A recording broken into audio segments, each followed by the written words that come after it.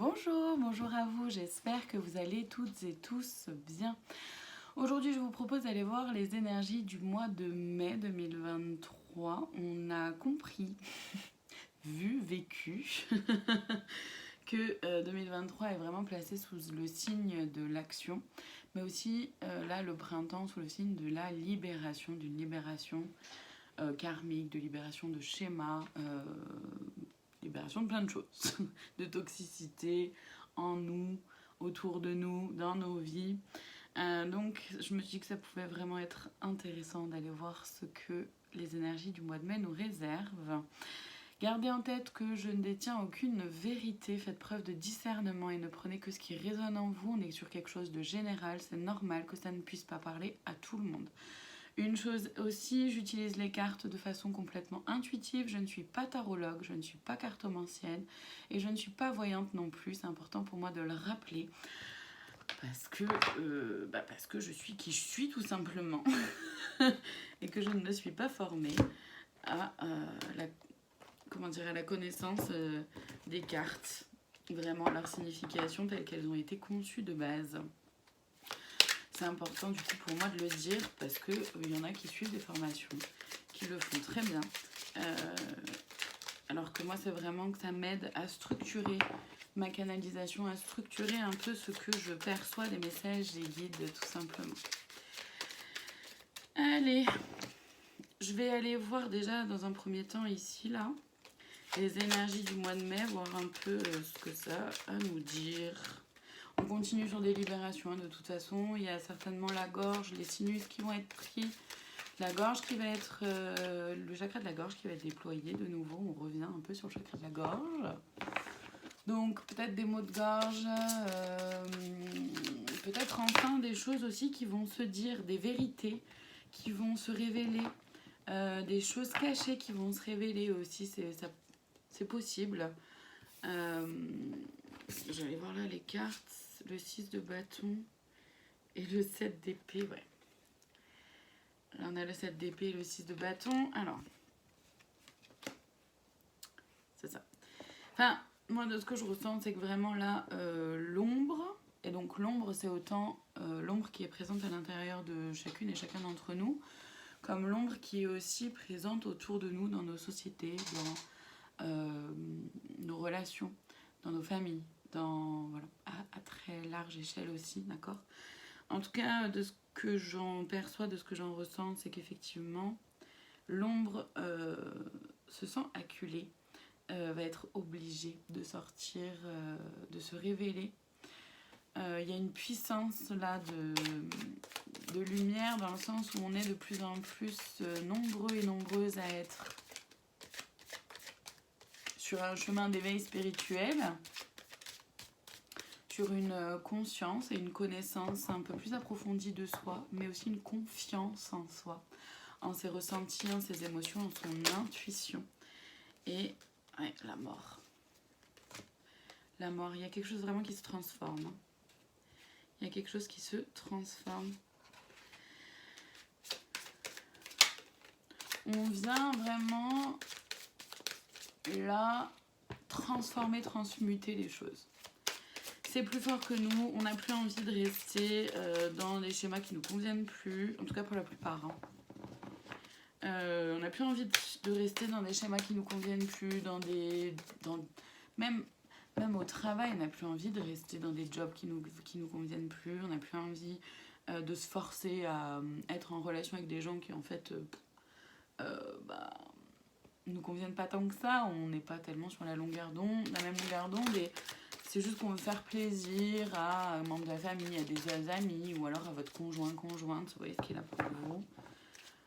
On n'a plus envie de faire ça en fait, on n'a plus envie de faire semblant, on n'a plus envie de se forcer. Donc il y a vraiment des masques qui tombent et c'est pour ça qu'il y a des choses qui se révèlent d'elles-mêmes parce que c'est plus fort que nous. Ce sera vraiment plus fort que nous. Il y a vraiment quelque chose qui se révèle. Ouais, vous voyez, le magicien, avec la mort juste avant, c'est vraiment quelque chose qui se transmute, qui se transforme, malgré nous. Le 2 de denier, encore une fois, c'est ça, c'est qu'on est à la recherche d'un équilibre à l'intérieur de nous, on ose franchir un cap, Mais aussi, on ose aller vers un nouveau chemin, vers une nouvelle façon de fonctionner. Le diable. J'adore. On a le diable, le pendu et le valet de bâton. C'est ça. Donc, on va avoir, ça va être tentant. On va avoir des tentations. L'ombre, de toute façon, va... Alors l'ombre, encore une fois, c'est autant nos défauts, nos modes de fonctionnement qu'on ne veut plus avoir, la toxicité qui est présente à l'intérieur de nous, mais aussi autour de nous, chez les autres, dans nos relations, dans nos jobs, dans nos familles, mais à plus large échelle aussi, dans la société, dans le monde, d'accord. Il y a des tentations, ça va être tentant de retourner vers ce qu'on connaît déjà. On a le choix. On a le choix d'être happé et pris par ces tentations-là et de retourner vers ce qu'on connaît déjà et de retourner vers une certaine forme de toxicité où on a le choix de... En fait, c'est ça, c'est le valet de bâton, on se prend en main, d'accord, on se responsabilise chacun, c'est important. Ou voilà, on a encore le choix, pour le moment, j'ai envie de dire. On a encore le choix d'aller, voilà, soit du côté de l'ombre, soit du côté de la lumière, de retourner vers des schémas qui ne nous conviennent pas, ou alors de transformer les choses et de pouvoir faire les choses autrement, différemment, en apprenant à se connaître, en sautant dans le vide aussi, en acceptant de franchir le pas vers de nouvelles choses.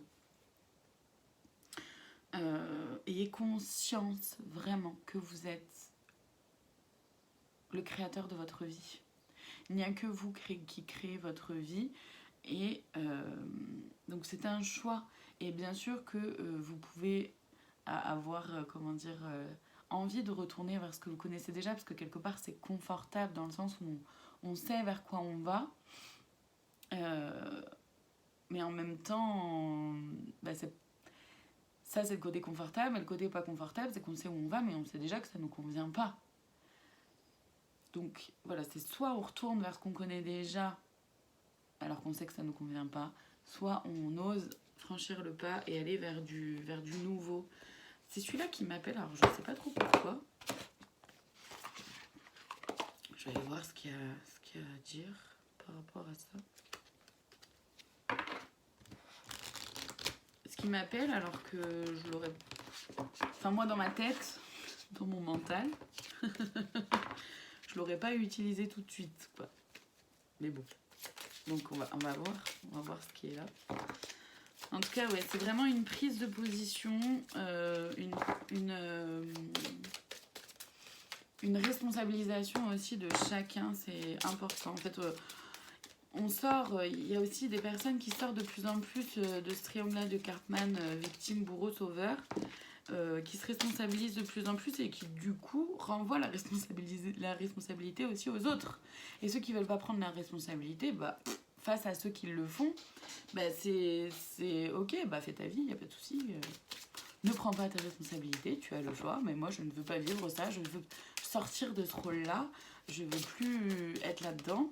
Et du coup, c'est un peu déstabilisant pour ceux qui comprennent pas, quoi. Enfin, qui comprennent pas, qui avancent, qui sont pas encore sur ce chemin-là, quoi. C'est ça, c'est s'ouvrir au monde, à toute... et la légèreté.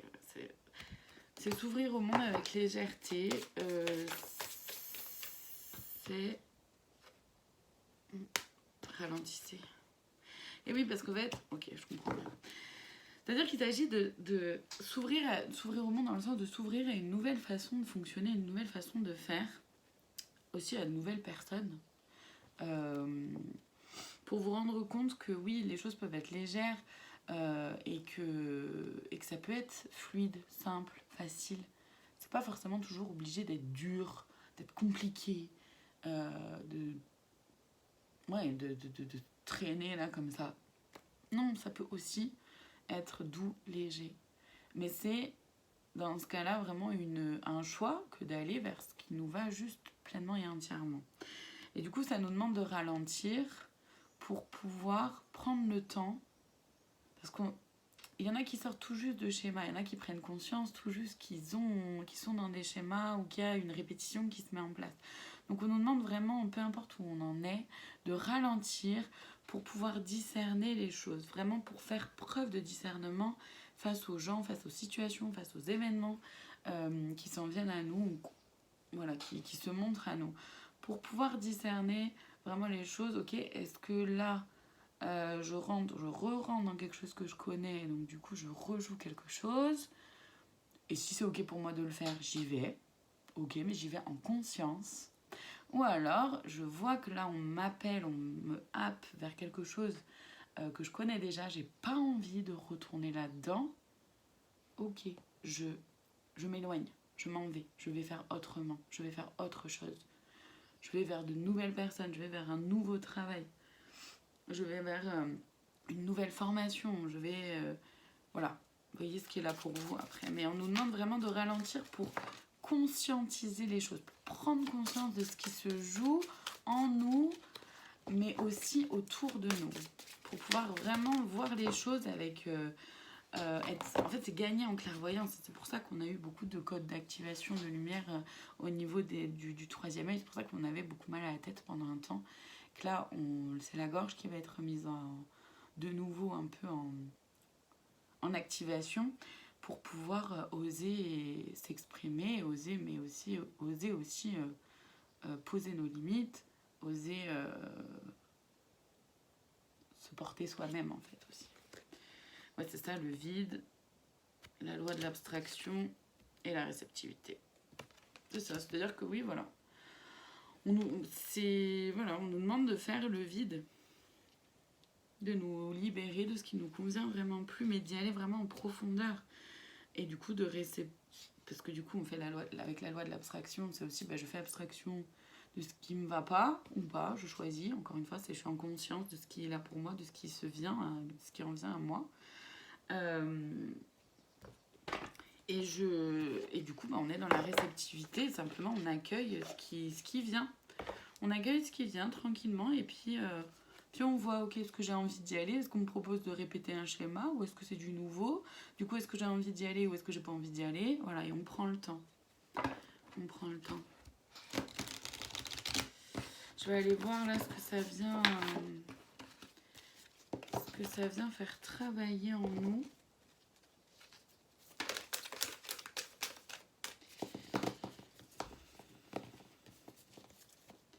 Donc c'est vrai qu'on est encore sur un chemin de libération. De toute façon, ça, moi, je le ressens vraiment pour tout le printemps. Donc ça va prendre un peu de temps.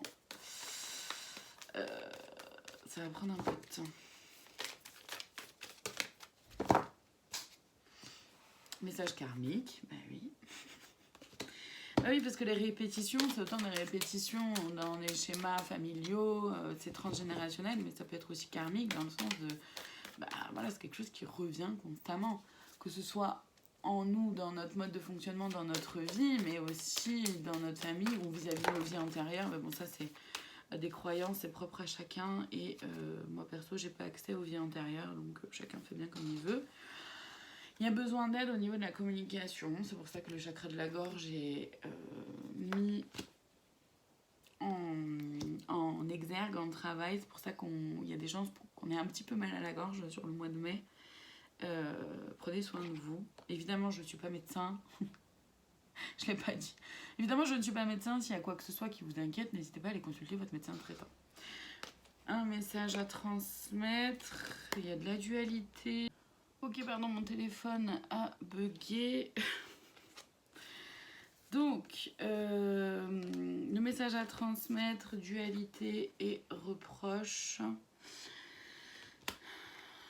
c'est qu'effectivement, c'est pour ça que le chakra de la gorge va être mis aussi à rude épreuve, c'est parce qu'il y a des choses à dire, notamment vis-à-vis de la dualité. Vous voyez, dans la dualité, il y a le petit serpent là qu'on voit et qui se montre à travers les reproches. C'est-à-dire que on va être invité à se libérer des reproches qu'on se fait à soi-même. Certaines vont en profiter pour un peu sortir leur venin, j'ai envie de dire. à travers des reproches, vous avez le choix, encore une fois, de jouer à ce petit jeu-là ou pas.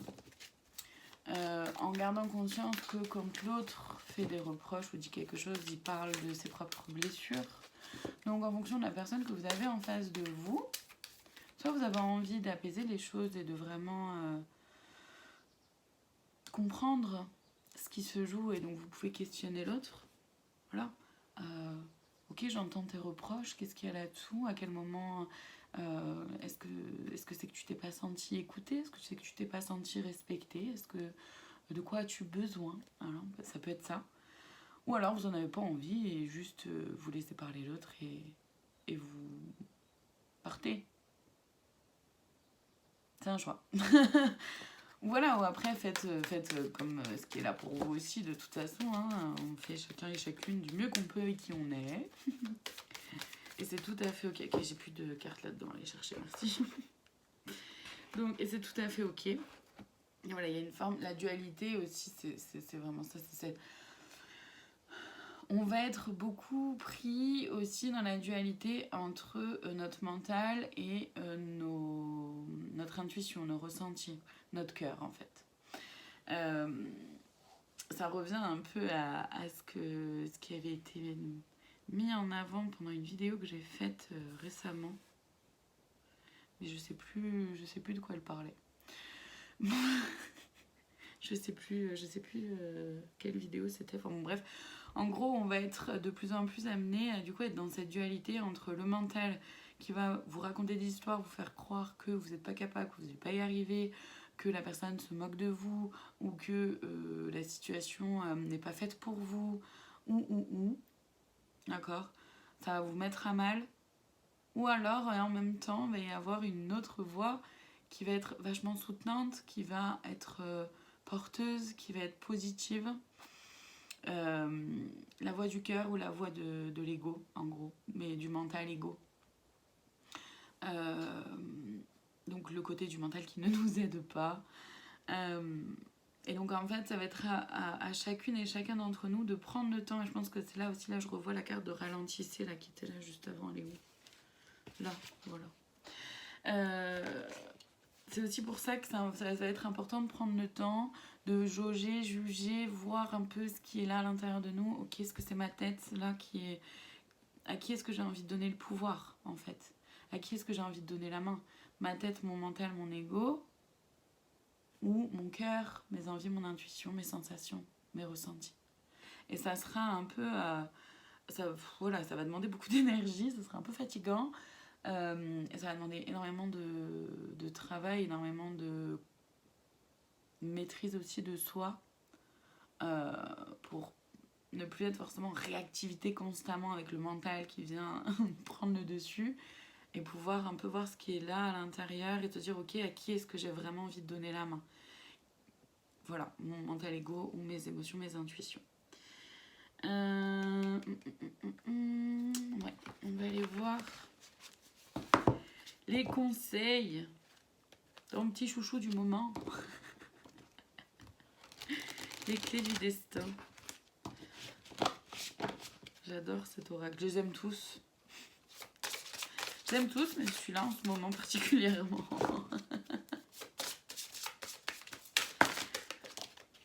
Ok. Alors, là on est sur quoi? On me dit non, la vie t'indique un autre chemin. Ben, c'est ça. Avec le diable, etc. C'est que oui, on peut faire les choses autrement, mais après c'est un choix. Voilà, la fin. Le mot fin nous donne à vivre de la nouveauté. C'est ça, on a le choix d'aller vers de la nouveauté ou pas. La victoire, tu peux y arriver, bien sûr. Qu'on peut toutes et tous y arriver. La passion, enflamme-toi, parce qu'il s'agit de suivre son cœur, encore une fois, ou son mental. La guérison, la lumière gagne. C'est pour ça que il y a des libérations karmiques, mais c'est aussi pour ça que l'ombre se révèle d'elle-même, parce que plus le choix, un peu le choix. Persévérance, remonte tes manches, ce que tu vises fait sens dans ta vie, mais c'est ça. C'est vraiment de persévérer, d'être pleinement et entièrement soi-même, d'enlever son masque. De toute façon, ouais, on a plus le choix, entre guillemets, on a toujours le choix. C'est juste que ce sera beaucoup, beaucoup plus doux si on accepte d'être pleinement et entièrement soi-même. Voilà, la bonne porte, tu es là où tu dois être. Printemps, la nouveauté est en approche. Je vais pas aller plus loin parce qu'en fait, c'est hyper clair et puis ça va vite tourner en rond là. Mais on est exactement sur notre chemin, tant qu'on suit notre cœur, etc. Et c'est vrai que cette dualité-là, elle se joue à l'intérieur de nous parce que la Terre s'élève, parce que les taux vibratoires de Gaïa s'élèvent, parce que notre taux à nous s'élève forcément. Et effectivement, soit on accompagne cette taux vibratoire, cette élévation déjà du taux vibratoire et du coup de soi-même, soit on tire les choses un peu vers le bas. Mais en fait, le taux vibratoire de la Terre évolue quoi qu'on fasse, quoi qu'il arrive, malgré nous. Et à un moment donné, si on veut rester dans nos vieux schémas, si on veut rester voilà, vers quelque chose au niveau de la tentation, vers quelque chose d'un peu plus de côté de l'ombre et un peu moins du côté du cœur, on a le droit, c'est un choix évidemment. Seulement ça s'annonce compliqué pour celles et ceux qui font ce choix-là de rester sur Gaïa. Donc il y aura une transmutation qui va se faire à un moment donné. Parce que de toute façon, on s'élève, là, la Gaïa s'élève vers la 5D. Donc de plus en plus, forcément, on choisit de se libérer de certaines choses ou pas. C'est un choix.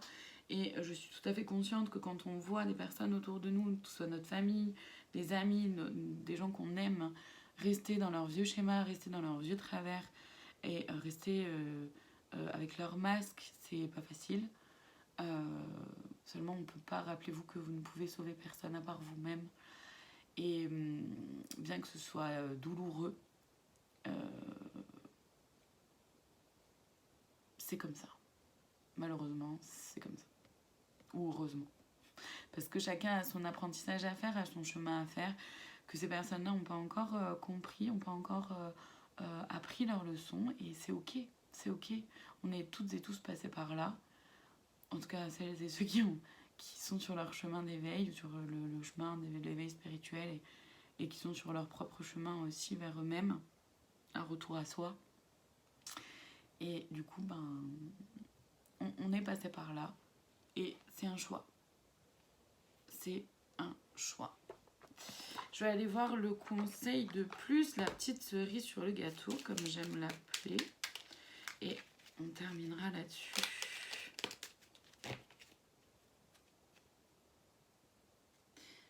Ouais, il y en a un autre, je pense. C'est l'archange Sandalphon qui est là avec nous. J'ai entendu ton appel au secours. Ta prière va bientôt être exaucée. C'est ça.